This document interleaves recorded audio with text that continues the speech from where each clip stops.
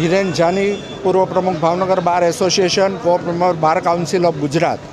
આજ રોજ સવારના 10:30 કલાકે એક તોહમતદાર ભાવનગરના એડિશનલ ડિસ્ટ્રિક્ટ જજ રાઠોડ સાહેબની કોર્ટ પાસે આવી અને કેફી પદાર્થનું સેવન કર્યું અને નામદાર કોર્ટ હજી ડાયસ ઉપર આવી નહોતી અને કોર્ટના ચેમ્બરના બારણે પાટા મારીને એમ કહે છે કે મુદત આપ। ત્યાર પછી પીધેલી હાલતમાં કોર્ટ રૂમમાં જાય છે અને કોર્ટના કર્મચારીઓ સાથે પણ માથાકૂટ કરી।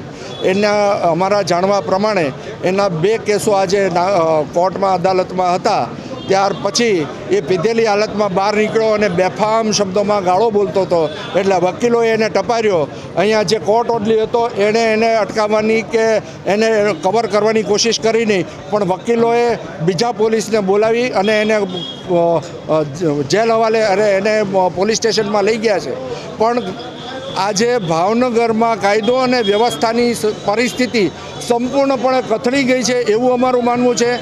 આજરોજ જે બનાવ કોર્ટમાં બન્યો છે કે જ્યાં સતત અસામાજિક તત્વોની જબર હોય છે અને ત્યાં જો વકીલો અને જજ સાહેબ સુધી પહોંચવા માટે આ જો તોહમતદારો હિંમત કરી શકતા હોય તો ભાવનગરમાં અત્યારે કાયદો અને વ્યવસ્થાની પરિસ્થિતિ રહી નથી એવું અમારું સંપૂર્ણપણે માનવું છે। ભાવનગરની પોલીસ રાત્રે 11 વાગ્યે નિર્દોષ નાગરિકોને રંજાડે છે। બહાર નીકળેલા નાગરિકો જે ફેમિલી સાથે હોય એની સાથે ગુનાખોરો જેવું વર્તન કરે છે અને અસામાજિક તત્વો માટે ખુલ્લો દોર આપતી હોય એવી પરિસ્થિતિ આજે ભાવનગરની બની ગઈ છે। ભાવનગરના બુટલેગરોને સેફ પેસેજ આપવા માટે રાત્રે 11 વાગ્યે દુકાનો બંધ કરાવવામાં આવે છે।